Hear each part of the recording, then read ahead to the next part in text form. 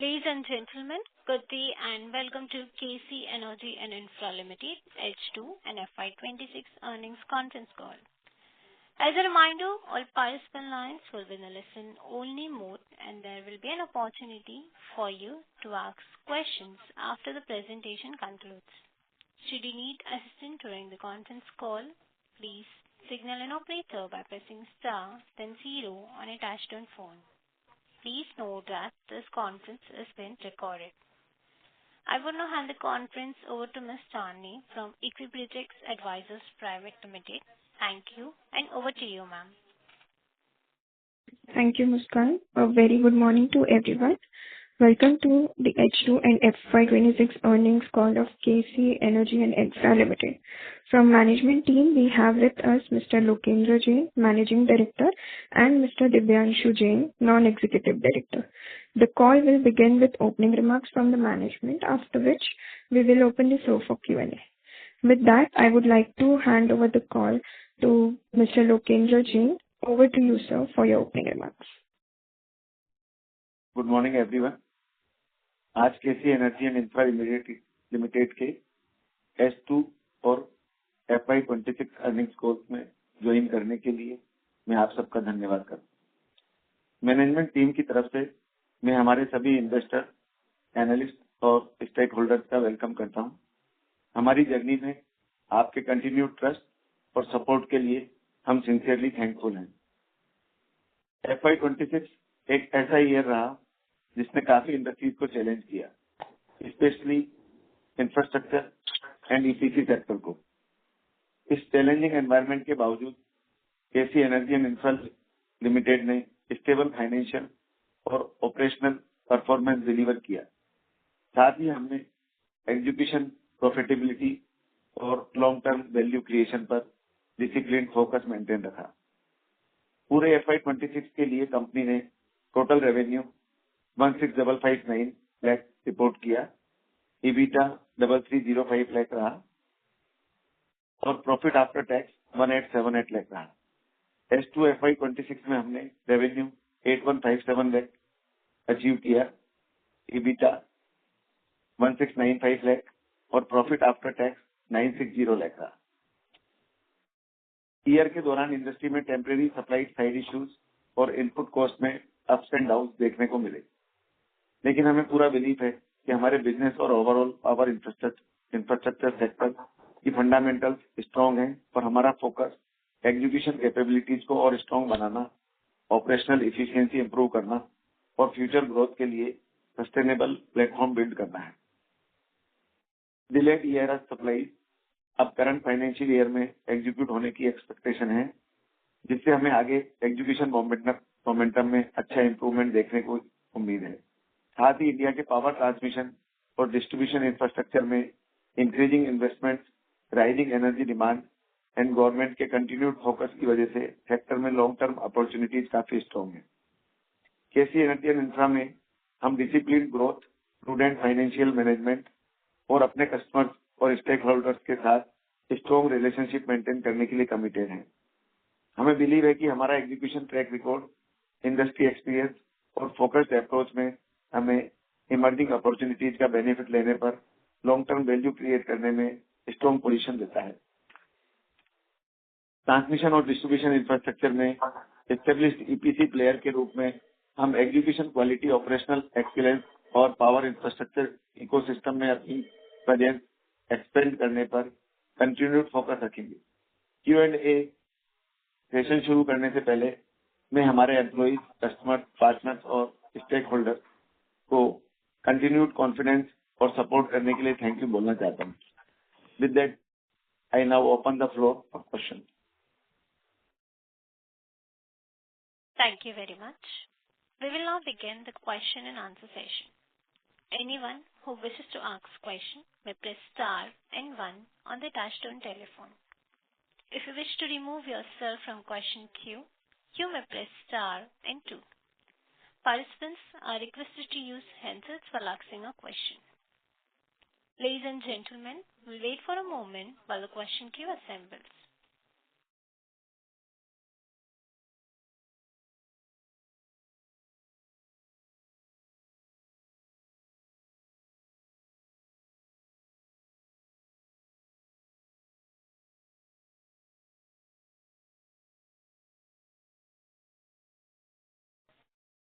The first question is from the line of Sahil Goyal from Equinox Capital Ventures Private Limited. Please go ahead. Hello, sir. Am I audible? Yes, Sahil ji, you are audible. Sir, I just wanted to know about the other current asset position increased from 102 CR to 60 CR. What can you just explain? Sahil ji, and Chandni ji, just to inform, it's better if we'll keep this conversation in Hindi, and that will be more better to explain. Okay, sir. Okay, sir. Regarding your question for other current asset, that represents part of HDAMD. So basically, standard deduction and other deduction होते हैं जो tender के part पे deduct होते हैं, तो वो naturally as per the RDPNL work order या जो भी हमारे टेंडरर्स हैं उनके वर्क ऑर्डर के हिसाब से डिडक्शन होता रहता है. तो वो ईएमडी का पार्ट है और एसडी का पार्ट है. 102 CR. Thank you. And sir, मेरा अगला क्वेश्चन ये है कि ये जो हाफ ईयरली रेवेन्यू है 114 CR से डिक्लाइन होके 80 CR पे चला गया है. What are the reason for this? Last में हमारा कुछ जी लोकेंद्र जी आप बोलिए. जी लास्ट में हमारा कुछ 50 करोड़ का जो मटेरियल है जो सप्लाई होना था वो वार की वजह से होमोस्टॉल की वजह से अटक गया है. उधर कनाडा से मटेरियल तो निकल गया था फरवरी में और 3 मार्च को सप्लाई होना था डिपार्टमेंट में, तो वो रेवेन्यू कलेक्शन पूरा रुक गया. वो अभी मई में सप्लाई हुआ है कुछ, और कुछ भी अभी रुका हुआ है रास्ते में ही, इसलिए डिले हो रहा है. मैंने भी बताया कि सर बहुत रिस्ट्रिक्शन से इफेक्ट हुआ है सर. करंट ईयर में अचीव होगा वो 50-60 CR का. तो मटेरियल था, फिर सर्विस पोर्शन अलग होता, तो वो रेवेन्यू इसीलिए अंडर अचीव हुआ है. ओके सर, कब तक ये अचीवेबल हो जाएगा? मतलब क्या इस ईयर में हो जाएगा. ये देखिए सिचुएशन जैसे नॉर्मल हो जाए, पूरा नॉर्मल हो जाएगा, तो कुछ तो हो ही चुका है, कुछ और अभी हो जाएगा. In the current I think 3-4 महीने में तो आराम से हो जाएगा जैसे सिचुएशन चल रही है. ठीक है sir. Thank you for the Thank you. Participants are requested to use Hindi language to ask a question. The next question is from the line of Lokesh Dubey from HNI. Please go ahead. हाँ जी sir, नमस्कार. मेरी आवाज ठीक से आ रही? हाँ बढ़िया आ रही सर, बढ़िया आ रही है. बताएं. हाँ जी, मैं यही पूछना चाह रहा था. एक तो आपने वो आंसर ऑलरेडी कर दिया कि क्योंकि अपना 63% जो अपना रेवेन्यू है ना वो अदर करंट एसेट्स में फंसा है. आपके पास एक्चुअली नए ऑर्डर में अप्लाई करने के लिए मोस्टली फाइनेंसिंग ही लगेगा राइट? क्योंकि अपना डिपेंडेंस अगर हम बैलेंस शीट को देखें तो भी लगभग पूरा का पूरा जो पुराना QIP का था और बैंक से लेके आया था उसके थ्रू होगा. तो मैं जस्ट यही पूछना चाह रहा, अगर पैसा वहाँ फंसा है तो फिर हम नया ऑर्डर, आप बेसिकली जितने पुराने टेंडर्स हैं जो पुराने आपके पास ऑर्डर बुक है उसी पे काम कर पाएंगे, नया कुछ नहीं हो पाएगा राइट? और वर्किंग कैपिटल का मुझे पता करना था कैसे हम लोग अरेंज करेंगे. पैसा तो टेंडर में से लगातार निकल रहा है ना सर. पैसा तो निकल रहा है, रोटेट हो रहा है. पैसा ये रिटेंशन में है पैसा जो मोस्ट प्रोबेबली अगले 3-4 महीने में निकल जाएगा ज्यादातर, क्योंकि वर्क कंप्लीशन की स्थिति में है और कुछ लाइनें उनमें से कंप्लीट भी हो गई हैं, तो उनका रिटेंशन का प्रोसेस चल रहा है, तो वो पैसा निकल के आ जाएगा.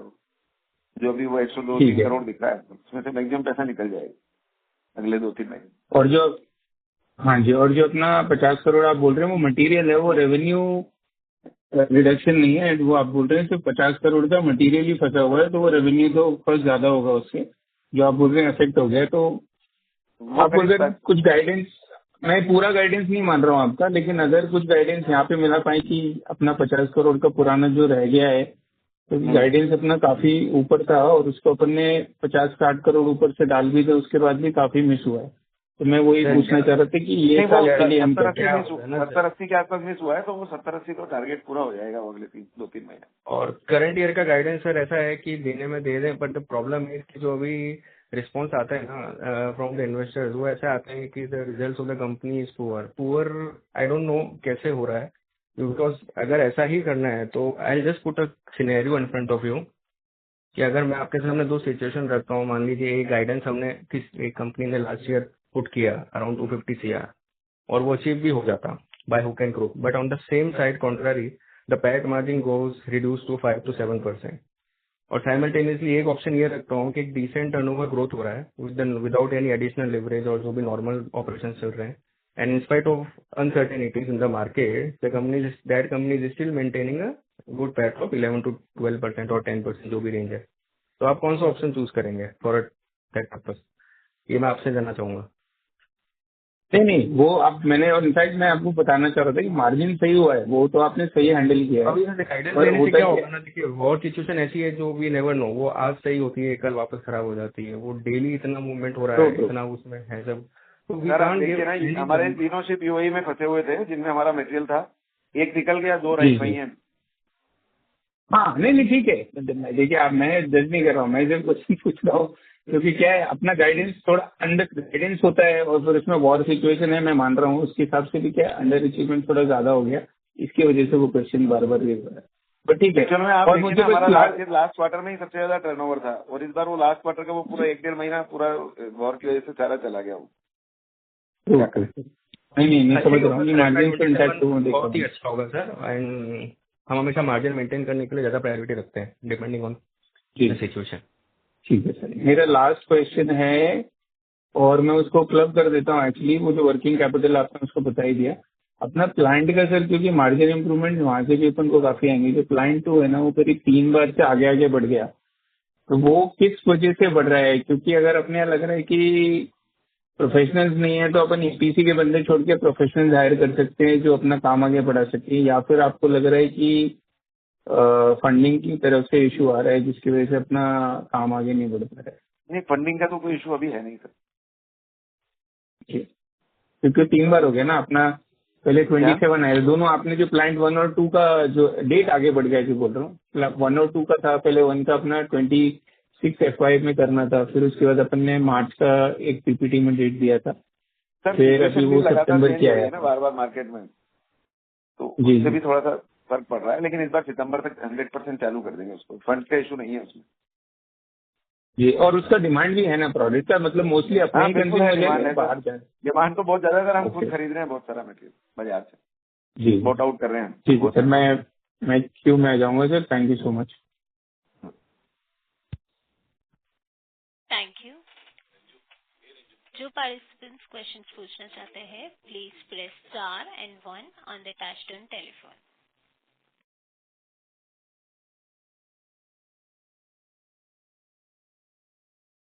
The next question is from the line of Arni Ban from an individual investor. Please go ahead.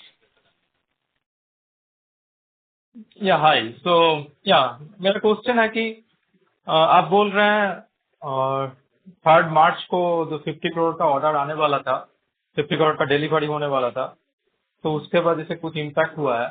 So last 27 दिन में 3 मार्च से 31 मार्च तक 27-28 दिन में वो 50 करोड़ एग्जीक्यूट हो जाता, और 100% वो सप्लाई था ना, सप्लाई था, उसमें से 27 करोड़ का तो हो भी गया अभी बाद में मटेरियल आने के बाद।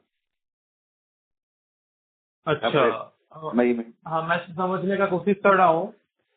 पूरा 6 महीने में 80 करोड़ हुआ और लास्ट 27-28 दिन में 50 करोड़, ऐसा क्यों हो रहा है? अलग अलग प्रोडक्ट है ना सर, उसमें प्रोडक्ट की कॉस्ट ही 60 करोड़ के आसपास है, 55-60 करोड़ है, तो प्रोडक्ट तो सप्लाई हो जाता है ना, उसका बिलिंग तो हो जाएगा ना। ओके, वो तो अगर सिचुएशन आएगी वैसे वैसे अचीव करेंगे ना, ऑर्डर आएगा, सप्लाई के लिए डिमांड आएगी तो आगे ऑर्डर प्लेस करेंगे। तो वो होने में फेब्रुआरी में हो जाता, नहीं होता जनवरी में आता, जनवरी में हो जाता, नवंबर में आता, नवंबर में हो जाता, और नेक्स्ट ईयर में आता तो नेक्स्ट ईयर में हो जाता। वो तो जैसे जैसे वर्क ऑर्डर आता है, जैसे जैसे रिक्वायरमेंट होती है, वर्क प्रोग्रेस आगे बढ़ती है, जब ऑर्डर की रिक्वायरमेंट आती है। सप्लाई सर्विस पार्ट दोनों होते हैं ना सर ऑर्डर में, तो सप्लाई पार्ट तो अचीव हो जाता है ना उसका, और वही है ना अभी मई में हो गया अचीव। ओके, 50% हो गया। ओके, और ये 50 करोड़ अगर हो भी जाता तो 80 + 50 अराउंड 130। सर उसका सर्विस का भी तो होता है ना, 10-15 सर्विस का पार्ट भी आता है ना सर। 50 करोड़ का तो खाली माल है ना, खाली वो सप्लाई पार्ट है, उसमें परसेंटेज ऐड होता प्रॉफिट का, फिर सर्विस पार्ट अलग ऐड होता, वो आपको आराम से 70-80 तक लेके जाता on whole. Okay, so next year FY 27 H1 और H2 में कितना गाइडेंस हो पाएगा, गाइडेंस और अभी दिया सर मैंने इसका आंसर। एज ऑफ नाउ कोई स्पेसिफिक नंबर्स नहीं बोलेंगे, बट हाँ ग्रोथ अच्छा रहेगा। अभी सर्टेनिटीज है, मार्केट में अनसर्टेनिटीज है, we can't comment as a number as of now. नहीं तो क्या होता है सर, फिर वो एक नंबर लेके सर सब जगह इन्वेस्टर यही देखते हैं irrespective of the market situation. तो we can't comment as of any numbers. जैसा भी होगा अपडेट दे देंगे, रेवेन्यू अपडेट दे देंगे क्वार्टरली बेसिस पे, हाफ ईयरली बेसिस पे रिजल्ट आ ही रहे हैं, वैसे कोई दिक्कत नहीं अच्छा। रहेगी। बट हाँ और ग्रोथ अच्छी रहेगी, ये बोल सकते हैं। ओके। और मैंने ऐसे भी सुना राजस्थान में गवर्नमेंट चेंज होने के बाद आप लोगों का ऑर्डर ज्यादा नहीं आ रहा है, ये क्या सच है? सर टेंडर ही नहीं हो रहे हैं, अभी भी हमारे कुछ 3-4 टेंडर खुले हुए हैं, वो उसमें ही चल रहा है। सभी किसी को भी ऑर्डर नहीं हो रहा है, और किसी का भी लाके दिखाइए ना, फिर ऑर्डर तो किसी को भी नहीं हो रहा है, अभी प्रोसेस में ही है हाँ, सब चीजें। हाँ, ये ऑर्डर कब कब मतलब टेंडर वगैरह कब खुल सकता है?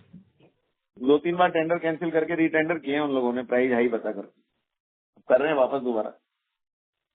Okay okay, fine, thanks. Thank you.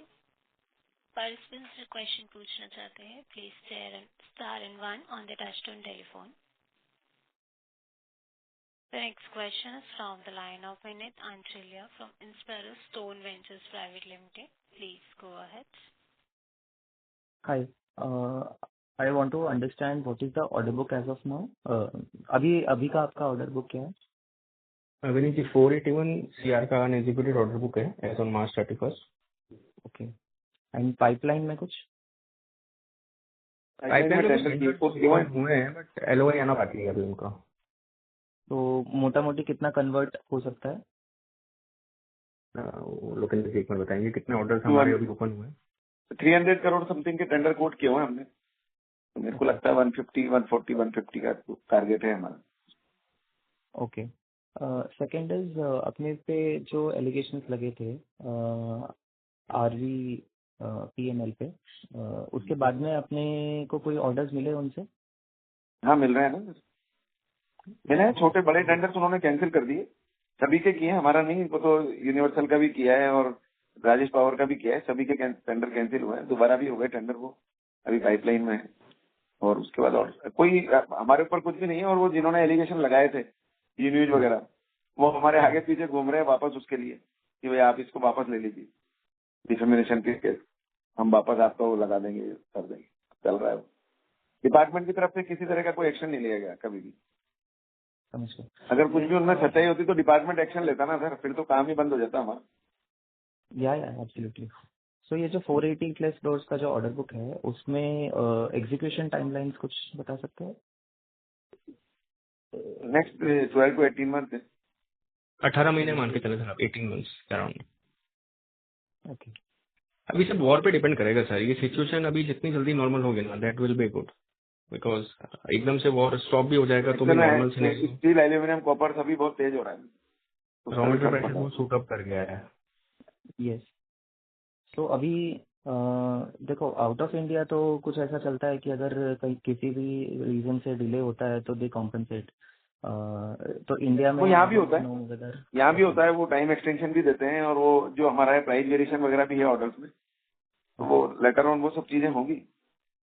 अभी गवर्नमेंट की तरफ से फैसिलिटीज भी उसमें मिल रही है ना, क्रेडिट लाइन वगैरह भी बढ़ा रहे हैं, इसमें भी थोड़ा सा टाइमलाइन भी थोड़ा सा चेंज कर रहे हैं ऑर्डर्स की, कर रहे हैं। तो ये जो ऑर्डर्स है इसमें से फिक्स प्राइस कॉन्ट्रैक्ट वाले कितने पोर्शन होंगे या पूरा ही वही? वो छोटे कॉन्ट्रैक्ट में होता है फिक्स प्राइस, जैसे कोई 4-5 करोड़ के ऑर्डर है तो वो मेरे ख्याल से मुश्किल से 50 करोड़ के टेंडर होंगे जिनमें फिक्स प्राइस होगा, बाकी 481, बाकी सब प्राइस वेरिएशन में।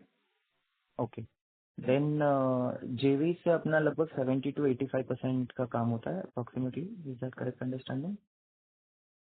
72 जेवी का ऐसा था सर कि जो 3 टेंडर्स थे वो जेवी में है, ओनली फॉर दैट, मतलब 350 CR के टेंडर्स थे वो जेवी में है।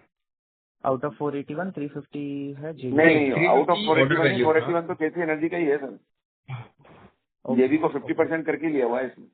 हाँ मतलब इसमें क्या होता है बेसिकली कि जो लीड पार्टनर है that the KC energy infra, तो वो जो जेवी का टर्नओवर ही है वो केसी पे टर्नओवर होता है, एंड देन फर्दर वो 50-50 जेवी में इंटरनल एडजस्टमेंट्स होते हैं। तो जेवी का जो शेयर है वो अप्रोक्सीमेटली 50% काइंड ऑफ है? हाँ 50-50 या का हर एक चाहिए। ऑर्डर का स्पेसिफिक अलग उनमें अलग? बहुत कम काम बचा है, जेबी के कॉन्ट्रैक्ट लगभग ऑलमोस्ट खत्म होने को है, ओके, कंप्लीट हो। तो अब जो भी है वो सारी डायरेक्ट टेंडर्स ही है। केसी के हैं, हाँ, हाँ स्टैंडर्ड ये है। 481 जो है वो केसी एनर्जी का ही है प्योर। ओके, तो पहले में अभी में मार्जिन में कितना एक्सपेंशन हो सकता है? मार्जिन तो कोई मेंटेन हो रहा है सर, 10-12% मार्जिन तो के कोई आसपास। मेंटेन। EBITDA जरूर थोड़ा बड़ा है ऑन होल नोट, अगर आप आगे देखेंगे के तो लिए 2% के आसपास। आगे के लिए भी मेंटेन सर यही रहेगा। देखिए ऐसा है ना, अच्छा। मार्जिन हमेशा मेंटेन रखेंगे irrespective of the guidance which we said in the last con call in the last year. अगर हमें वो अचीव करना होता, जैसा मैंने पहले भी कहा, तो हम कर सकते थे। इट्स नॉट इम्पॉसिबल, वो कर भी लेते हैं हम raw material sourcing local vendor से कर लेते हैं on an immediate basis, but in that case margin shrink हो जाता, अप्रोक्सीमेटली 30-40% का श्रिंकेज आ जाता है EBITDA लेवल पर भी और पैट लेवल पर भी। सो हमारे पास वही दो चॉइसेस थे, either to maintain the margin और to maintain the top line. Top line तो ऐसा है ना सर कि it's just postponed and not negative, पूरा नहीं हुआ है, डिलीट नहीं हुआ है, तो मार्जिन मेंटेन रखेंगे। नहीं चाहिए वो सिचुएशन कैसा भी हो, we will always try to maintain the margin और इम्प्रूव ही करेंगे। Then this emergency restoration system, I mean ERS जो है अपना, वो उसका क्या ऑल्टरनेटिव है अपने पास? अभी हर बार अगर कनाडा से या इधर उधर से मंगाना पड़े तो it takes lot of time to reach, तो क्या ऑल्टरनेटिव कर रहे हैं? बाकी प्लेयर्स इंडस्ट्री में किस तरह से करते हैं?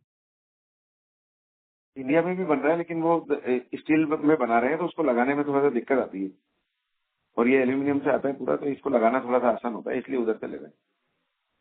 ओके, इंडिया में भी अद्वैत बारे बना रहे हैं वैसे, वो पावर ग्रिड में अप्रूव भी कराया उन्होंने, लेकिन वो थोड़ा सा स्टील का है वो, उसका पूरा सेक्शन जो है, तो वो थोड़ा हैवी हो जाता है। तो ERS को जितना फास्ट लगा पाए उतना ही अच्छा होता है, क्योंकि लाइन जितना जल्दी चार्ज होगा और वापस ऑपरेशन में आएगा उतना ही फास्ट है, नहीं तो फिर ERS का मतलब ही नहीं है अगर जल्दी नहीं हो रहा है काम। तो वो एक इशू था, इसलिए अभी तो उधर से ही है। आगे देखते हैं, अभी तो मेरे ख्याल से अगले 5 साल तक तो रिक्वायरमेंट नहीं हो। ओके सर, जो अपने मैन्युफैक्चरिंग यूनिट जो सेटअप कर रहे हैं, मोस्ट प्रॉब्ली आप बोल रहे हो दिसंबर तक चालू हो जाएगा। ओके, सो उसमें अपना जो रेवेन्यू का पोर्शन है, सॉरी उसमें जो अपना रॉ मटेरियल का पोर्शन है, क्या प्रॉब्लम सॉल्व होगी? कितने परसेंटेज तक? क्या प्रोडक्ट्स है लगभग? नहीं, वो तो CT CVT ट्रांसफॉर्मर उसका देख रहे हैं सर, तो और ये हार्डवेयर पे तो रेवेन्यू में तो 50 करोड़ का फर्क तो पड़ना चाहिए, मतलब हमको। और परसेंटेज वाइज देखें तो मेरे इसमें तो करीब 5 से 7% जो अभी हम बाहर से ले रहे हैं टोटल टर्नओवर का, वो हम हमारे यहाँ कर पाएंगे। लेकिन हम वो दोनों तरह से कर रहे हैं ना, वो तो हम बाहर भी दूसरी इंडस्ट्री को भी देंगे ना। यस, सो उसमें अपने मार्जिन में कितना ऐड हो सकता है ये रॉ मटेरियल्स खुद बनाने से? मार्जिन में बहुत तो सर ज्यादा हो जाएगा, डिपेंड करेगा कितने स्केल पर हम उसको पहले बिगिन करते हैं, है ना। बिकॉज इनिशियली तो हम उसे कैप्टिव कंजम्पशन के लिए यूज करेंगे, तो अभी जो रॉ मटेरियल का मार्जिन होता है मेंटेन करते हुए 1 to 2%, 2% के आसपास का मानते चले आप on a rough note. Okay, so मैं ऐसा बिकॉज समझता हूँ स्केल कि ये अपने धीरे धीरे डेवलप होगा ना सर, एकदम से तो वो होगा नहीं। Yes yes yes, correct correct. So ऐसा समझूं कि ये अपना काइंड ऑफ वैल्यू चेन में काम आ जाएगा, और उससे अपना हाँ हाँ, सप्लाई चेन में इतना डिस्ट्रप्शन नहीं रहेगा। सो ये कितना पोर्शन तक का अपन उसको हेज कर पा रहे हैं इस वजह से इंटरनल 5 से 7% मैन्युफैक्चरिंग? का कह रहे हैं ना, टर्नओवर का 5 to 7% के आसपास का जो रॉ मटेरियल सोर्सिंग है। वो तो हमारे यहाँ यूज हो जाएगा, और बाकी फिर हम उधर दूसरों को भी सेल करेंगे ना। हाँ, रेवेन्यू तो जनरेशन जैसे तो होगा जैसे ना। प्रोडक्शन बढ़ेगा तो फिर हम उससे अर्न करेंगे प्रॉफिट, रेवेन्यू जनरेट करके। ओके, एक क्वेश्चन, एक प्रीवियस पार्टिसिपेंट्स ने जो पूछा था उसका एक थोड़ा सा चाहिए था फीडबैक। जो प्रोजेक्ट्स अपन ने कंप्लीट कर दिया है उसका यूजुअली टाइमलाइन क्या रहता है पूरा पैसा कंप्लीट होके आने में? आई थिंक 12 या 24 मंथ्स का कुछ वारंटी आप देते होंगे, तो उसका पूरा पैसा कब आ जाता है? 14 months after completion of 14 months. 14 months, right. So ये अभी कितना पोर्शन तक अपने को आने के चांसेस है इन फिगर्स टेंटेटिवली? 55 to 60% है, वो आ जाएगा इस जो अभी रिटेंशन में है ना उसमें से। मतलब आप क्योंकि देख लीजिए ना, लगभग 102 CR का SDN MD है, तो अराउंड 50 to 60 CR के आसपास का। वो रेवेन्यू में आ जाएगा वापस। ओके, मतलब वो कंपनी के पास वापस इंटरनल एक्रूवल्स में आ जाएगा, तो वो डेफिनेटली वो फिर आगे रेवेन्यू इंक्रीज करेगा ऑन अ लॉन्गर नोट। तो अपने कैश फ्लोज में कितना ऐड हो जाएगा वो?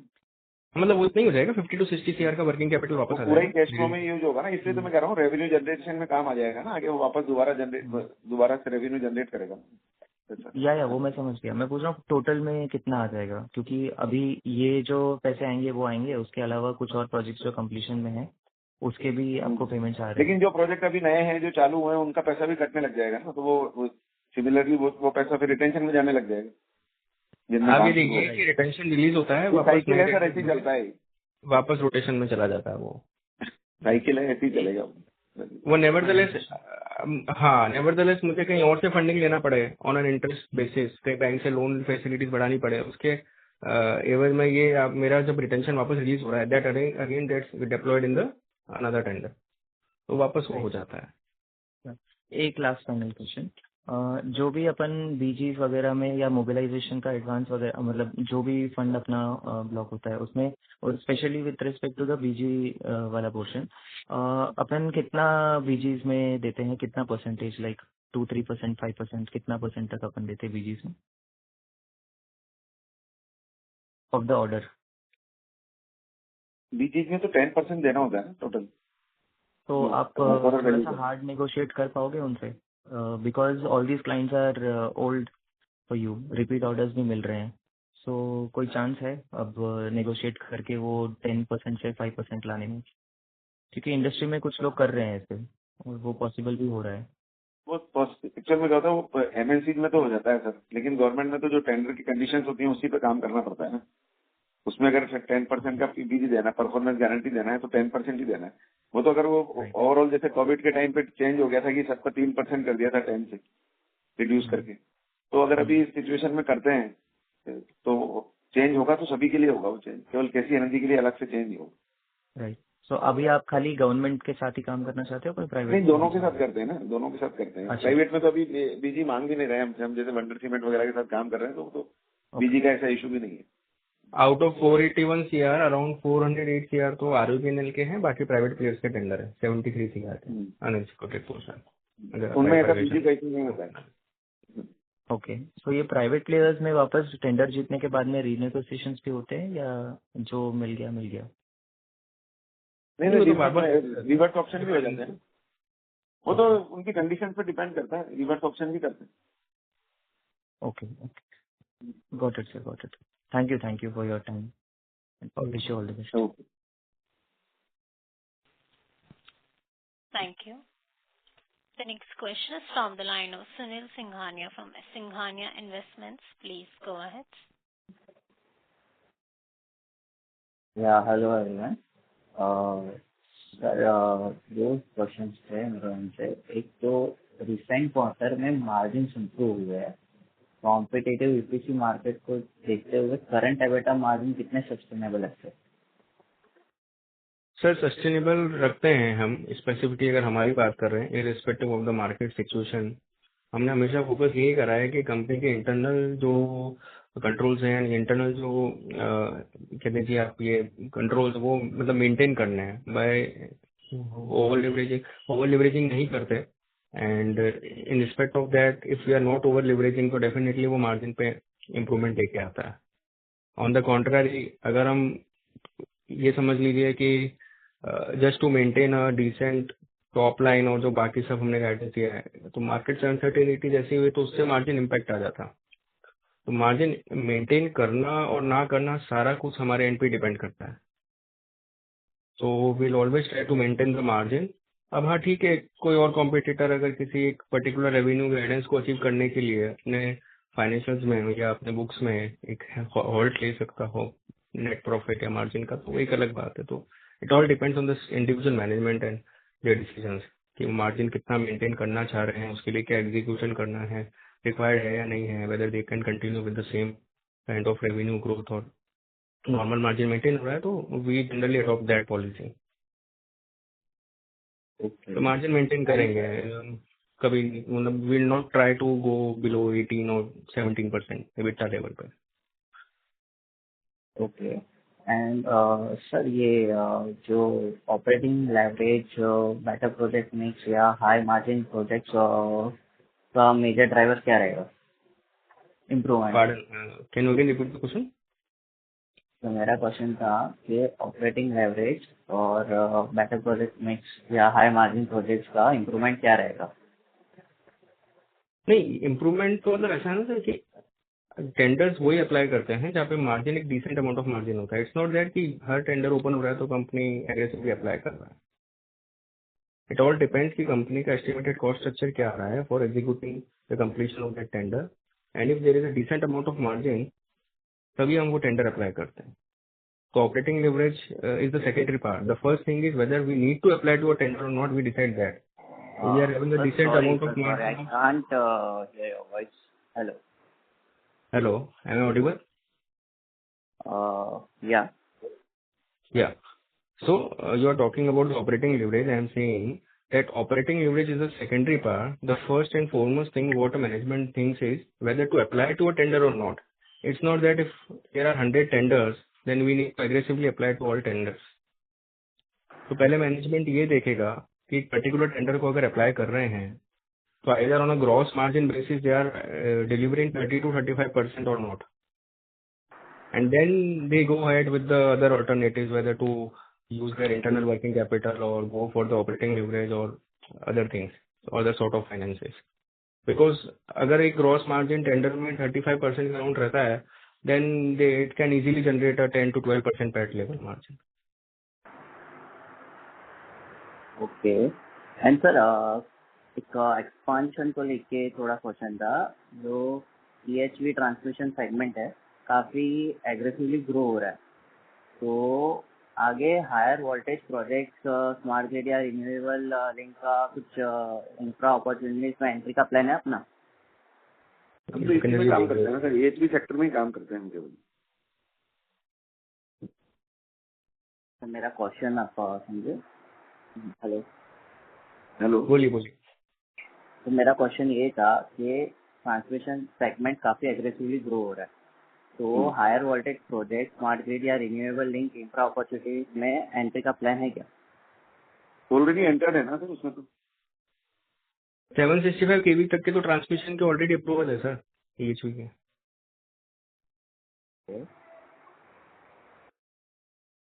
आप स्पेसिफिकली या तो कोई एक पर्टिकुलर सेक्टर बताइए. ट्रांसमिशन में तो कंपनी ऑलरेडी है ही सही.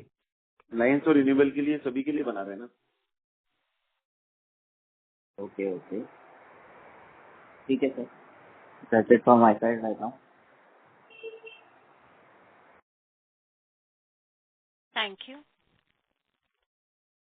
The next question is from the line of Purushottam from Investor Insurance Brokers. Please go ahead. Yeah, thank you, sir. And am I audible? Thanks for the opportunity. Yes, sir. Am I audible? Yes, sir. Yes. Yeah, good afternoon.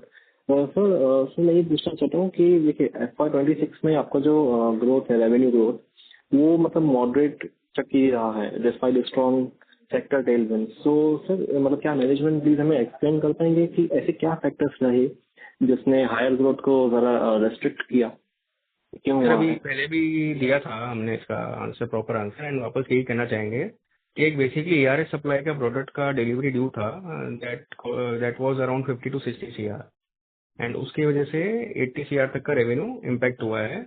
And वो impact ऐसा नहीं है कि वो हट गया है, it's just the due to the cut off date of 31 March वो पोस्टपोनमेंट लग रहा है. तो अगर आप बुक्स को एज अ होल देखेंगे तो आपको 31 मार्च में जरूर दिखेगा कि रेवेन्यू जो गाइडेंस दिया था वो अचीव नहीं हुआ है. बट ऐसा नहीं है कि इसमें आगे ग्रोथ नहीं है या वो अचीव नहीं होगा. वो during the current physical year already achieve कुछ हो गया और कुछ और हो जाएगा, और वो हम अचीव कर भी सकते थे. ठीक है, वो अगर हम लोकल मटेरियल सप्लाई कोई वेंडर से लेते तो उस पर होता कि अल्टीमेटली वो हायर प्राइसेस पे लेना पड़ता है, तो ultimately that would have lead to reduction in the margin.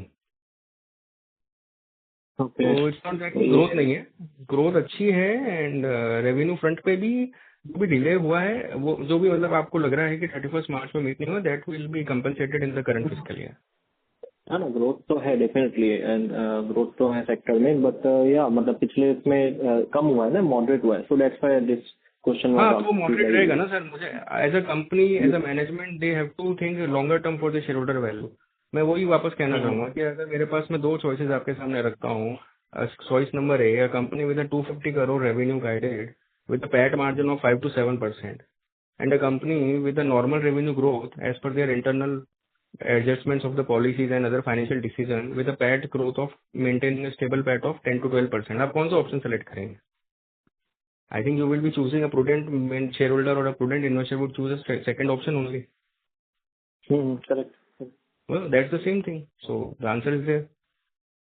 Okay okay.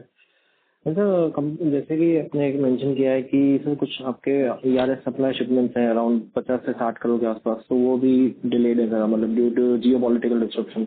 तो ये रेवेन्यू कब तक हम एक्सपेक्ट कर सकते हैं कि फुली रिकॉग्नाइज हो जाएगा आने वाले समय में? 50% तो हो चुका है उसमें से, अभी मई में हो गया. 50% और हो जाएगा सर. ये वॉर सिचुएशन नॉर्मलाइज हो जाएगी तो 2-3 महीने में हो जाएगा. I think second week of मई में कंप्लीट हो गया 50%. ओके, तो टेंटेटिवली बाकी का 50% हम अगले 2 से 3 महीने में एक्सपेक्ट कर सकते हैं कि हाँ, विल टेक 100 हो जाएगा, आराम से हो जाएगा. I think so. Okay okay. And sir ये FY26 के जो रेवेन्यूज हैं ये एज कंपेयर करें FY25 से तो काफी डिक्लाइन हुए थे. तो ये ओनली एग्जीक्यूशन डिलेज की वजह से था या ऑल्सो कुछ प्रोजेक्ट अप्रूवल्स की वजह से? कौन से H2 की बात कर रहे हैं? कौन सी बात? तो वो यही तो हुआ था डिक्लाइन. ये देखिए ना 50-60 CR का जो मैं आपको बात कर रहा हूँ वो डिक्लाइन यही हुआ है ना. 115 CR was in H2 FY25 and 81 CR is in H2 FY26. तो अगर आप इसमें 60 ऐड कर देंगे तो ऑटोमेटिकली 140 क्रॉस हो जाता. And that is only the supply part. Service part अलग होता. ओके. यस. तो वो डिक्लाइन इस वजह से हुआ है, ERS की वजह से डिक्लाइन हुआ है, क्योंकि मेजर बिलिंग जो होती है that was affected in March. Sir despite देखिए लोअर H2 के जो रेवेन्यूज हैं कुछ थोड़े से कम है सर, उसके बावजूद भी एबिटा की अगर हम बात करें तो एबिटा मार्जिन्स काफी अच्छे रहे हैं. सो ऐसे क्या स्पेसिफिक कॉस्ट कंट्रोल इनिशिएटिव सबके रहे हैं? वही तो मैं कह रहा हूँ सर आपको, एबिटा मार्जिन मेंटेन करना. हाँ, I am coming to that only. और वही एक्सप्लेन कर रहा हूँ कि we are always focus in maintaining the EBITDA and PAT level. अगर वो मेंटेन नहीं करना होता then we would have achieved the turnover guidance also. पर मेरा एबिटा वहाँ पे श्रिंक हो जाता, सीधा 40% रिडक्शन आ जाता. तो प्राइसेस जो बढ़े रॉ मटेरियल के 40 to 50% बढ़ गए थे on a sudden basis. But हाँ करेक्ट है, एबिटा तो मेंटेन रहा है. तो वही एबिटा मेंटेन रहा है जस्ट बिकॉज कि हमने ओवर एक्सेसिव उसको अचीव करने के लिए दूसरे सोर्सेज के लिए ट्राई नहीं करा. वी वुड हैव थॉट कि हाँ ठीक है, मतलब चल जाएगा, 1 महीने का डिले हो रहा है, नॉर्मल सिचुएशन हो जाएगी, डिलीवरी आ जाएगी तो नेक्स्ट ईयर के फिजिकल में टर्नओवर अचीव हो जाएगा. बिकॉज वो at the end of day वो तो होना ही था. ऐसा तो है नहीं वो डिलीवरी आएगा नहीं. पर एबिटा पे श्रिंक हो जाता फिर तो प्रॉब्लम आ जाती. तो इट्स एबिटा लेवल पे मेंटेन रखा है. बीइंग एन इन्वेस्टर मतलब ऑन बेhalf ऑफ जनरली अगर इन्वेस्टर्स के अकॉर्डिंग मैं पूछूं आपसे तो FY27 में आपका जो रेवेन्यू ग्रोथ गाइडेंस कैसे रहेगा? मतलब कंसिडरिंग दैट देखिए आपका जो पेंडिंग एग्जीक्यूशन पाइपलाइन है एंड इंडस्ट्री डिमांड का जो आउटलुक है तो उसको ध्यान में रखते हुए आपका इसका गाइडेंस कैसा रहेगा रेवेन्यू ग्रोथ? अच्छा रहेगा. बट अभी जो हुआ है उस हिसाब से मैं फिगर्स नहीं बोल पाऊंगा. Because the problem is that investor stick to that figure irrespective of the market scenario. वो समझते नहीं है. टू बी ब्लंट मैं फिगर नहीं दे पाऊंगा गाइडेंस का. ना कोई बात नहीं. I am not demanding for the figures but the growth will be good. It will be far more good than FY26. Far more better.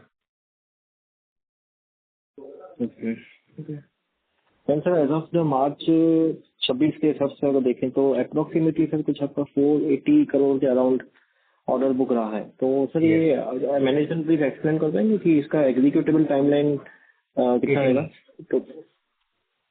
18 months. 12 to 18 months है. 18 months.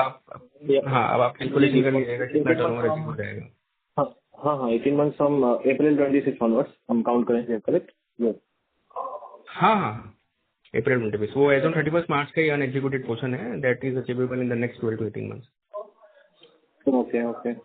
And so what is the current bid pipeline across transmission and railway electrification and the बाकी जो EPC आपके projects हैं? Almost 300 crore something जो है tender pipeline में है और अगले 1-2 महीने में फाइनल होंगे सर. ओके. सर आपका जो एग्जीक्यूशन का कैपेबिलिटी है जैसे तो 200 करोड़ प्रोजेक्ट इंडिपेंडेंटली, तो are there any plans to scale this capability even more further, मतलब आने वाले 2 से 3 सालों में अगर देखें तो? हाँ, वो तो रेगुलर इंक्रीज कर रहे हैं सर, उसको रेगुलर बेसिस पे चल रहे हैं। ओके सर, क्या मैनेजमेंट प्लीज डिस्कस कर जाएंगे that the current competitive intensity in the EPC transmission segment and उसका इम्पैक्ट जो आपके मार्जिन पे रहा है वो आप कुछ, सॉरी आप क्वेश्चन एक बार वापस रिपीट करेंगे सर, क्या बोला? या sure sir. So my question is कि देखिए, could management can please discuss the current competitive intensity in the EPC transmission segment and its impact on the margins, जो आपके margins हैं ना उसके वो impact। सर मार्जिन पे तो इम्पैक्ट नहीं आ रहा है, वो मेंटेन हो रहा है। इवन कंपटीशन तो मार्केट में देखिए हर इंडस्ट्री में रहता है ना, it's not only EPC, it's in each and every sector. Okay but margin we are always trying to maintain the margin. Sir ये जो कोटा में आपके जो प्लान्स है, मतलब उसकी सर आप करंट प्रोग्रेस कुछ शेयर कर पाए and expected capex remaining for that completion? Almost floor का काम हो गया जी, बोलिए। ऑलमोस्ट कंप्लीट हो गया, शेड वगैरह सब, फ्लोरिंग का काम चल रहा है। मशीनरी हम अगले 1-1.5 महीने से मशीनरी का चलाना शुरू कर देंगे। Okay and sir margin improvement में मैनेजमेंट कितना? आप क्वेश्चन क्यों फिर से ज्वाइन कर दीजिए प्लीज। या ओके मैडम, थैंक्स। इनका एक लास्ट क्वेश्चन ले लीजिए, ये बीच में डिस्टर्ब हो रहा है। जस्ट मिनट जान लीजिए, इनका कंप्लीट करने दीजिए एक बार। है बताइए सर। या थैंक यू सर। सर ये क्वेश्चन ये था लास्ट, एक्चुअली अभी के लिए लास्ट ये था, मार्जिन इम्प्रूवमेंट कितना होगा ये कहना चाह रहे हैं? अराउंड 2% के आसपास हो जाएगा। देखिए from backward integration to connectors structures हो गए, पैनल्स हो गए, 1 से 2% पैट लेवल पर हो जाएगा। ओके 1 से 2%, 2% अराउंड समझ लीजिए आप on a PAT basis. Okay around 2% तो पकड़ के चली सकते हैं ना? हाँ, ऑन अ कंजर्वेटिव नोट ही बता रहा हूँ मैं अभी आपको, ओवर अचीवमेंट ओवर गाइडेंस नहीं दे रहा हूँ, कंजर्वेटिव अप्रोच बता रहा हूँ, बिकॉज इनिशियली तो प्रोडक्शन धीरे धीरे स्टार्ट होगा। ओके चलेगा, ठीक है सर, ठीक है, thank you so much sir. अभी के लिए इतनी थे एंड इफ कुछ रहेगा तो मैं I will be back in the queue. Thank you sir, thank for the information. या thank you ladies and gentleman, आप सबसे रिक्वेस्ट है कि 1 क्वेश्चन पर पार्टिसिपेंट। अगर आपको एक से ज्यादा क्वेश्चन पूछना है तो आप क्वेश्चन क्यू रीजॉइन कर सकते हैं। The next question is from the line of Vivek Gautam from GS Investments. Please go ahead. हाँ सर नमस्कार। तो सर हमने बेसिकली जब इन्वेस्टमेंट किया था तो आपकी कंपनी में तो आपका देखा था टेक्निकल बैकग्राउंड है, फर्स्ट जनरेशन टेक्निकल एंटरप्रेन्योर हैं और अच्छा एग्जीक्यूशन है। राजस्थान में है तो राजस्थान में उम्मीद थी कि सोलर का हब है तो सबसे सोलर एनर्जी वगैरह के काफी ऑर्डर मिलने चाहिए, पर अब लग रहा है लैंड एक्विजिशन वगैरह को लेके प्रॉब्लम्स आ गई हैं और क्या इश्यूज हैं कि सो दैट हमारे सर वो ग्रोथ थोड़ी सी रुक गई है टॉप लाइन की, तो वो आगे चल के ग्रोथ कैसे इम्प्रूव हो सकती है और हम लोग क्या एक्शन ले रहे हैं सर इसके बारे में? फ्यूचर कैसा लग रहा है सर? क्योंकि लग रहा है ग्रोथ की ही दिक्कत है। ग्रोथ अगर ऑर्डर्स में आ जाते हैं टेंडर्स में हम लोग को कोई स्टैंड आउट करता है या too much competition is there in the tender sir? नहीं, ऐसा कंपटीशन भी नहीं है सर, रेट्स तो लगभग सबके ठीक ठाक ही आ रहे हैं। मेन दिक्कत ये है कि डिसाइड नहीं हो पा रहे हैं टेंडर। पिछले 6-8 महीने से जो चल रहा है उसमें टेंडर डिसाइड नहीं हो पा रहे हैं। टेंडर जैसे खुल जाता है, L1 भी आ जाते हैं, उसके बाद जिन 4-5 मतलब एक साथ सारे टेंडर कैंसिल कर दिए, फिर दोबारा रीटेंडर हुए, दोबारा भी L1 आए हैं, लेकिन वो डिसाइड नहीं हो पा रहा है टेंडर। मतलब ये केवल हमारे साथ ही नहीं हो रहा है, ये राजेश पावर भी है, यूनिवर्सल भी है, जो भी लोग हैं सबके साथ ही हो रहा है कि टेंडर डिसाइड ही नहीं हो पा रहे गवर्नमेंट लेवल पर। तो राजस्थान गवर्नमेंट का ही सर है सर, ये मतलब ऑल ओवर इंडिया की बात आ रही है? राजस्थान गवर्नमेंट का ही है, ओवरऑल तो कहीं भी दिक्कत नहीं आ रही सर। और तो सब जगह पावर ग्रिड वगैरह में हमको ऑर्डर हुए ही है, फाइनल भी हुआ है, चल रहा है काम। तो मतलब इस वजह से कि मतलब ये सब्सिडी बांटने वाली स्कीम की वजह से फंड कंस्ट्रेंट का इशू है या मतलब क्या कारण हो सकता है सर इसका? मतलब बेसिकली लैंड एक्विजिशन प्रॉब्लम आ रही है सर इनको क्या? नहीं, वो तो आ ही रही है प्रॉब्लम, वो तो उसके लिए तो फिर ऑर्डर दे रहे हैं दोबारा से लैंड के लिए, तो लैंड में लैंड एक्विजिशन के तो दे रहे हैं, हमको भी ऑर्डर दिया है अभी, जो भी लाइन में जहाँ भी लैंड आ रही है। अब तो जो भी नॉर्म्स डिसाइड किए हैं सेंट्रल गवर्नमेंट ने, उसके अकॉर्डिंग हो रहा है काम उन पे, लेकिन वो नया है अभी ROW का, इसलिए उनमें थोड़ा सा अभी समझने में और उनका पैसा देने में इतना आसान नहीं है, मतलब जल्दी नहीं कर पा रहे। तो कब तक उम्मीद होने की, सुधारने की उम्मीद लग रही है सर? और फ्यूचर अपॉर्चुनिटी साइज और एक्सपेक्टेड ग्रोथ रेट क्या लग रहा है हमारा सर हमारे को? और डाइवर्सिफिकेशन का कोई प्लान हमारा राजस्थान के अलावा भी कहीं पे कुछ है अभी सर? कर रहे हैं सर, अभी जो 1-2 टेंडर आसाम में भी कोट कर रहे हैं, उधर भी किए, बिहार में भी कोट किए हैं, चल रहे हैं। अभी लास्ट 6 मंथ में जब इधर ऐसा लगने लगा बार बार टेंडर फाइनल नहीं हो पा रहे, तो दूसरे स्टेट में भी डाले हैं टेंडर, वो पाइपलाइन में है अभी। प्राइस बिड वगैरह भी खुल जाएंगे तो डिसाइड होगा अगले 3-4 महीने में। 27-28 क्या उम्मीद लग रही है सर? अच्छा ही रहेगा सर। हाँ, बढ़िया ही रहेगा। पावर सेक्टर में ग्रोथ बहुत अच्छी है, तो इसलिए कोई दिक्कत ही नहीं है ना ग्रोथ को लेकर के, तो हमें कोई मतलब कोई इशू ही नहीं है किसी भी तरह का। ग्रोथ तो पावर सेक्टर, पूरे पावर सेक्टर में ग्रोथ है। हाँ सर, वही उम्मीद देख के हमने इन्वेस्टमेंट किया था, अनफॉर्चुनेटली पर हेडविंड्स आ गई थोड़ी सी, जो आपके हाथ में भी नहीं थी और सबके हाथ में भी नहीं थी, तो वो भी वाली बात है। मतलब बेसिक जी पर बेसिकली थोड़ा सा अपॉर्चुनिटी साइज रिमेन्स गुड। हमारा ग्रोथ रेट भी अभी ठीक है, टेम्परेरी सेटबैक आ रहा है। वो ERS की वजह से कितना बड़ा सेटबैक है सर, और उससे सुधार कितना हो सकता है सर? करोड़ है, वो हो गया है, उसमें से कुछ तो अभी अचीव हो गया, 30-35 करोड़ तो अचीव हो गया अभी इस फाइनेंशियल ईयर में, और अभी बाकी भी हो जाएगा, अभी अगले 1.5-2 महीने में होना चाहिए पूरा कंप्लीट। ठीक, गावड़ वगैरह तो जो आपने बताए तो सर रोड वाली कंपनीज है ना, तो गावड़ कंस्ट्रक्शन वगैरह, इनका फिर वो टावर बीच में रिप्लेसमेंट वगैरह करना पड़ता होगा ना? कर दिया ना, गावड़ का तो मैक्सिमम काम हो गया हमारा, थोड़ा सा बचा हुआ चल रहा है गावड़ में काम। हाँ, ये काफी अच्छी रोड टाइप से बना देते हैं सर ये लोग, काफी।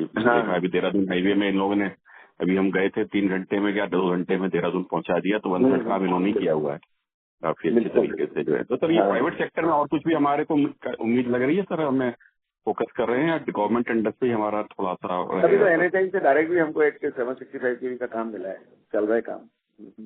अच्छा, हाँ NHI का तो काम सर काफी बढ़ ही रहा है सर। उसमें मतलब हमें टावर शिफ्ट करने का काम है ना हमारा जो रहेगा? हाँ, टावर शिफ्ट करने का। अच्छा, वंडर सीमेंट वगैरह से और सीमेंट प्लांट से बाकी वंडर सीमेंट का भी काम चल रहा है ना हमारा, जैसलमेर में। और कुछ नए ऑर्डर्स मिलने की बात है सर क्या? चल रहे पाइपलाइन में है सर, आएंगे तो हम डाल ही देंगे ना, NSE पे अपलोड कर देंगे। नहीं सर, हमारी बेट तो आपके ऊपर ही थी सर, आप टेक्नोक्रेट है, फर्स्ट जनरेशन एंटरप्रेन्योर है, हमने तो आपके ऊपर ही लगाया था, तो विल भी रखेंगे संभाल के अच्छे तरीके से। 100%। हाँ, नियत साफ होनी चाहिए सर, बाकी तो देखिए अप एंड डाउन होता रहता है, नियत साफ होनी चाहिए। ठीक है सर, एक वो एडवर्ट प्रेस में सर कुछ एक प्रेस में कुछ कवरेज नेगेटिव आया था हमारा सर, वो कुछ कंसर्न वाली बात है क्या? वो नेगेटिव आया था, वापस से सब हो गया सारा सही, कोई दिक्कत नहीं है। Okay sir, keep up the good work sir, thank you very much sir. Thank you. The next question is from the line of Vishal from Nishkama. Please go ahead. Hello, good evening sir. Sir ये हमारा order book जो था last 31 अक्टूबर को 575 किया था, और अभी हमारा अनएग्जीक्यूटेड ऑर्डर बुक अगेन 481 किया था। हमने H2 में 80 करोड़ के आसपास का रेवेन्यू किया। सो डज इट मीन हमने लास्ट 6 मंथ में कोई इनिशियल न्यू ऑर्डर्स ही नहीं किया है? ऑल बिकॉज अगर मैं ऑर्डर बुक को और रेवेन्यू को काटूं तो the figures matching to be nearby. तो लास्ट 6 महीने में हमारे को कोई इंक्रीमेंटल ऑर्डर बुक मिला ही नहीं है। हाँ, बहुत ज्यादा नहीं मिला है, बहुत ज्यादा नहीं मिला, हमको ही नहीं, किसी को भी नहीं मिला है सर, ऑर्डर हो ही नहीं रहे राजस्थान में। सो कंसिडरिंग दिस सर, आप लोग कुछ ऐसा प्लान करो, क्योंकि हमारा स्टेट कॉन्सेंट्रेशन वैसे भी बहुत हाई है। हम लास्ट 1.5 years 2 years से ऑलरेडी बात कर रहे थे डाइवर्सिफिकेशन की। डाइवर्सिफिकेशन ऑन प्रेजेंटेशन या कहीं पे भी दिख नहीं रही है। तो आप लोग कुछ मिडिल ईस्ट को टारगेट कर रहे थे लास्ट फाइनेंशियल ईयर में, हमने बोला भी कई बार मिडिल ईस्ट को टारगेट कर रहे थे, लेकिन वहाँ भी सिचुएशन चेंज हो गया, तो अभी हमने बिहार में और आसाम में टेंडर डाले हैं, चेंज कर रहे हैं, डाइवर्सिफाई कर रहे हैं। तो सर थोड़ा ये एक सजेशन रहेगा कि नेक्स्ट प्रेजेंटेशन में एटलीस्ट आप लोग जो आपका बिड पाइपलाइन है उसका स्टेट वाइज भी आप लोग कहाँ पे बिड कर रहे हो वो क्लैरिटी मिले। बिकॉज ऐसा है कि लास्ट 6-8 महीने में भी पावर सेक्टर तो बहुत अच्छे से ग्रो किया है EFI से, ऐसा नहीं है कि हिंड्रेंस कहीं पे। अगर मैं होलसम पावर सेक्टर की बात करूँ तो इंडिविजुअल प्लेयर्स का अलग अलग इम्पैक्ट होगा, किसी का वो होगा, that is subjective, but overall power sector बहुत अच्छा ग्रोथ किया और हम लोग ने इतना अच्छा परफॉर्मेंस नहीं दिया जो मेरे को दिख रहा है। That could be because of Rajasthan या कुछ भी हो सकता है, या हमारा लेट्स से 50 CR बाहर स्टक था, हमने हमारे मार्जिन मेंटेन किए, that was a good thing, but that came with the impact of 20 CR of increasing debt, क्योंकि हमने शॉर्ट टर्म में कैपिटल डेट लिया जिसके ऊपर हमने 3-4 करोड़ का इंटरेस्ट पे किया एडिशनली H2 में, जो मेरे को दिख रहा है, और हमारा वर्किंग कैपिटल भी एडिशनली इंक्रीज हो चुका है। तो हमने मार्जिन में डायरेक्टली इम्पैक्ट लिया नहीं लिया, इनडायरेक्टली तो हमने डेफिनेटली लिया है, जो मेरे को अगर नंबर से बैलेंस शीट से दिख रहा है, this is my view. Probably आप लोगों का डिफरेंट हो सकता है। उसमें विशाल जी देखिए, ऐसा है ना कि शॉर्ट टर्म न्यूज आप देखेंगे तो अराउंड 20 CR का जो इंक्रीज हुआ है, वो अगर उसके कंपैरेटिवली एज अ होल देखेंगे तो 25 CR का QIP भी हुआ है। तो on net stack basis there is no net level पर कोई डेट इंक्रीमेंट नहीं हुआ during the whole year. Divyanshu ji, वो नेट लेवल पे डेट इंक्रीमेंट नहीं है, अग्रीड है, बट जो फंड रेज हमने किया है वो एक्सटर्नल फंड रेज किया है which comes with equity dilution as well. तो कहीं ना कहीं हमने वो कॉस्ट ऑफ इक्विटी उठाया। अगर मैं सिंपली देखूं तो इंक्रीमेंटल डेट भी लिया, और वो हमें दिख रहा है क्योंकि हमारा वर्किंग कैपिटल तक हुआ है, अदर करंट एसेट्स इंक्रीज हुए हैं, इन्वेंट्री इंक्रीज हुई है, वो तो हुआ ही ना सर, अग्री। हाँ, तो उसका जो हम इंटरेस्ट पे कर रहे हैं या फिर उसके लिए हम एग्रेसिव बाहर टेंडर भी, मतलब अब हमारे पास अगर बुक्स में 19 करोड़ का कैश रहेगा तो डेफिनेटली हम और एग्रेसिव टेंडर बिड नहीं कर सकते। ये जैसा इंडस्ट्री का नॉर्म्स है, हमें जहाँ पे भी टेंडर बिड करना होता है हमें 4-5% डिपॉजिट मनी भी पे करना पड़ता है। तो अगर कंपनी के बुक्स में इतने एग्रेसिव टेंडर्स रहेंगे भी नहीं, तो आई डोंट नो हम लोग आगे जाके और 200-300 करोड़ के या और 500-600 करोड़ के हमें ऑर्डर बुक करने भी है तो हम कैसे करेंगे। तो कंसर्न इसलिए आ रहा था क्योंकि अभी हमारे पास 480 करोड़ का ऑर्डर बुक है। हमारा प्रीवियस गाइडेंस, चलो हम वो प्रीवियस गाइडेंस को थोड़ा इंडस्ट्री के कारण जाने देते, जो कि हम लोग FY27 में 350 CR तक का कर रहे थे, 350-40 CR था, 400 CR का जो हम टारगेट कर रहे थे। अगर हम वो नंबर थोड़ा भी सोचे अचीव होते हैं इन FY27, अगर हम 350 CR का करते हैं, तो we need substantial order book to have a growth in FY28। और अभी हमारी एज ऑन डेट सिर्फ 300 करोड़ की ऑर्डर बुक है, जिसके लिए हम लोग सिर्फ 150 करोड़ का एक्सपेक्टेड चल रहा है। तो अगर मैं 350 CR की ऑर्डर बुक अभी काट देता हूँ आपकी, सबके सब आपके पास सिर्फ 130 CR का एडिशनल ऑर्डर बुक पड़ता है FY28 के। और अगर आपको ये और 150 करोड़ का ऑर्डर बुक मिल भी गया तो हमारे पास सिर्फ 300 करोड़ का ऑर्डर बुक रहेगा, तो FY28 का ग्रोथ भी क्वेश्चन मार्क रहेगा। ये 150 करोड़ तो मैं आपको फर्स्ट क्वार्टर का बता रहा हूँ सर, ये तो टेंडर खुलने वाले हैं, ये पूरे साल का टेंडर देखिए, अब वो खुल जाए तो बेटर है, बट अगर नहीं खुले तो हम लोग का तो मनी स्टक है, राइट। अगर ये राजस्थान गवर्नमेंट ने और डिले ले लिया तो हमारा तो मनी स्टक है। अग्रीड कि गवर्नमेंट के ऊपर नीचे होते हैं, दूसरे स्टेट में भी डाल दिए टेंडर, आसाम में, रेलवे में। तो भाई उसके लिए थोड़ी क्लैरिटी लोकेंद्र जी तभी मिलेगी जब हमें बिडिंग पाइपलाइन जो हमारी है वो किस किस स्टेट में एक्सपांड हो रही है, तो उससे क्या है थोड़ा और कॉन्फिडेंस मिलेगा। नहीं यार एक्सपांडिंग, वो प्रोवाइड कर देंगे ना आपको, आप एक मेल ड्रॉप कर दीजिए, 1 महीने में डाल देंगे सर NSE पे bidding. Okay, that would be even better. और प्रोबेबली हम होप कर रहे हैं कि हम जितना स्टेट डाइवर्सिफिकेशन में करेंगे तो हम एटलीस्ट पावर सेक्टर से थोड़ा बेटर ग्रो करें, कंसिडरिंग हमारा स्मॉल बेस भी है। तो डेफिनेटली मार्जिन हमने मेंटेन किए, but that is coming at a cost, जो मेरा व्यू है। प्रोबेबली आप लोगों का व्यू डिफरेंट हो सकता है, which you might be correct of, but एक बार आपको वो तरीके से ऐसा है ना सर, वो इक्विटी कॉस्ट तो आपको as a listed company you have to consider, नहीं तो फिर आप लिस्ट ही क्यों होते हैं बाय डाइल्यूटिंग 27%, फिर तो कंपनी अनलिस्टेड में कर ही रही थी वर्क। तो इक्विटी कॉस्ट तो डे 1 से आएगी ना, एंड इट्स नॉट फॉर किसी वो हर कंपनी के लिए। करेक्ट है, बट इवेंचुअली हम वही देख रहे हैं कि अगर हमें यहाँ से और फर्दर 500-600 करोड़ के ऑर्डर बुक करने हैं, जस्ट मैम कंप्लीट हो जाना, जस्ट लास्ट में। तो हमारा अगर हमें और 400-500 करोड़ बिड करने हैं, तो do we have enough cash flow to support that order book और नॉट? तो that was my cash flow भी है in the form of EMD, SDMD जो भी हमारा पड़ा है, वो उसमें से 50-60% अभी रिलीज हो जाएगा in the next quarter. And secondly हमारे पास में जो बैंक फैसिलिटीज हैं that are much more than the utilised one. Sufficient cash flow है। टेंडर कोर्स करने के लिए तो हमारे पास बैंक फैसिलिटी पड़ी हुई है सर। ओके, तो हमने लास्ट 6 महीने में बस वो 300 करोड़ के जो बिडिंग की थी, ये हमने प्रोबेबली दिसंबर में जब कॉल रखा था तब भी वही सुना था। तो लास्ट 4-5 मंथ्स में हमने और कुछ एडिशनली बिडिंग की है? नहीं, अभी कर रहे हैं सर, 200 करोड़ के भी किए हैं इस महीने में। वो मैंने नहीं जोड़ के बताया आपको क्योंकि अभी वो टेंडर ड्यू है। ये जो मैंने आपको बताया वो टेंडर खुल चुके हैं, मतलब टेक्निकल बिट खुल चुका है, प्राइस बिट खुलना बाकी है। अभी गवर्नमेंट की तरफ से डिले हो रहा है ना सर ओपन करने में, और ओपन भी हो रहे थे, नॉट विशिंग हेलो भाई, डिसाइड नहीं कर पा रहे हैं।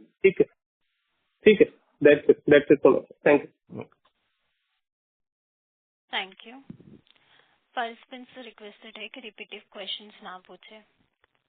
The Next question is from the line of Rajendra Pasi from NP Analytics. Please go ahead. Hello, am I audible? Yes. Yes, yes. सो लोकेंद्र जी, मेरे दो क्वेश्चन थे आपसे।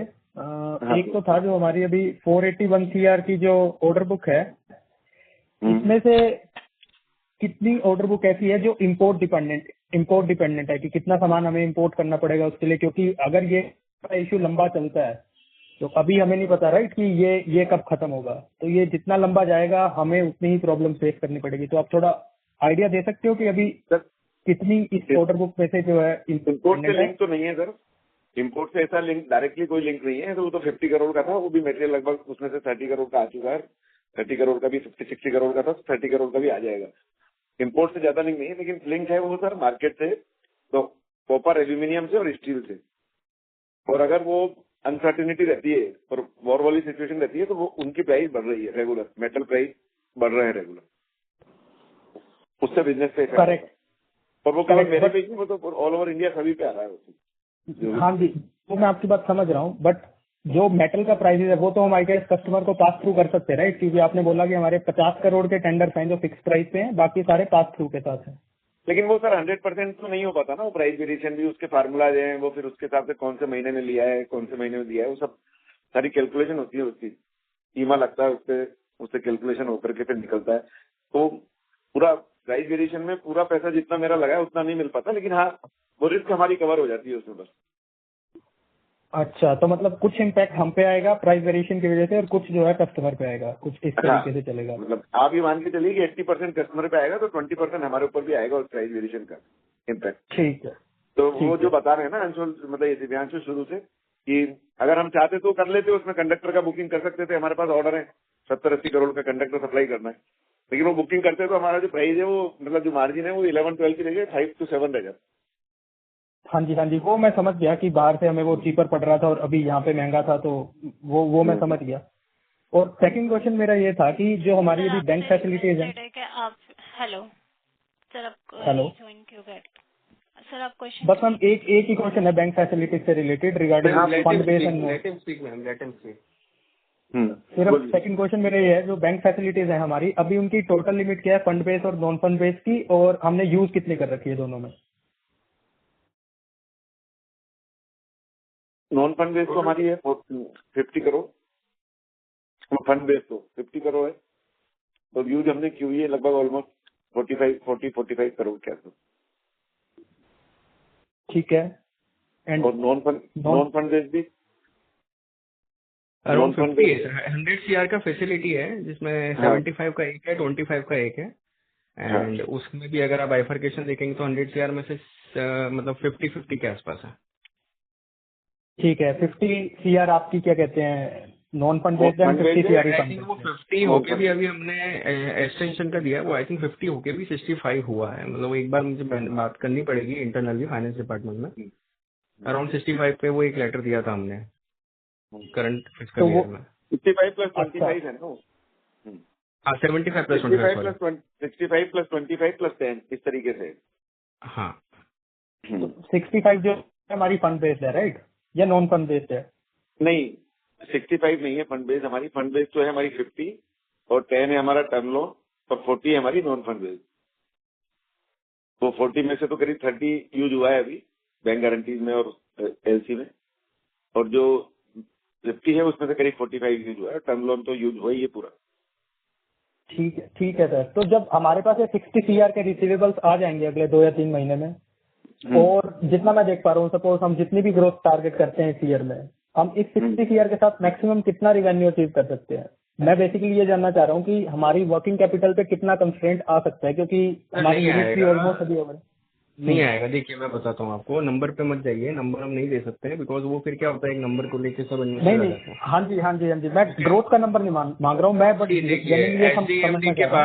एसडीएमडी के पार्ट पे अराउंड 50 to 55% रिलीज हो जाएगा, तो that continuous around 50 to 55 CR, और बाकी जो हमारा रिसीवेबल का पार्ट है that is around 33 CR।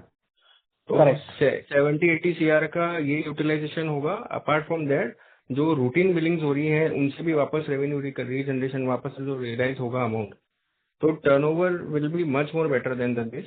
Physical year, और ऐसा कोई मेजर कंस्ट्रेंट नहीं है। और And almost even 8 to if 10 that crore अगर, के फंड तो आज भी अवेलेबल है ना कंपनी के पास। हाँ, प्लस अपार्ट फ्रॉम दैट हमारा जो सैंक्शन लिमिट है that is around 125। You will also see the CRISIL rating report. तो हमारे पास over and above leverage facility available है, but the thing is we are not over utilising that as of now. Got it. तो अगर हमें जरूरत पड़ेगी तो वर्किंग कैपिटल साइड से हमें कोई इशू नहीं आएगा अगर हम ओवर अचीव भी करना चाहें अपने टारगेट को। नहीं नहीं है। आएगा, नहीं आएगा। ठीक है, that was all sir, all the best. Thank you. As that was the last question for the day, I would now hand the conference over to Ms. Sani for closing comments. Over to you, ma'am. Thank you. On behalf of KC Energy and Infra Limited and Equibridge X Advisors, I would like to thank everyone for taking time to join today's conference. Should you have any further queries, please feel free to connect us at info@equibridgex.com. Once again, thank you for joining the conference. Thank you, Lokendra sir. Thank you, Devanshu sir. Thank you everyone. Thank you. Thank you. On behalf of Equibridge X Advisors Private Limited, that concludes this conference. Thank you for joining us, and you may now disconnect your lines. Thank you.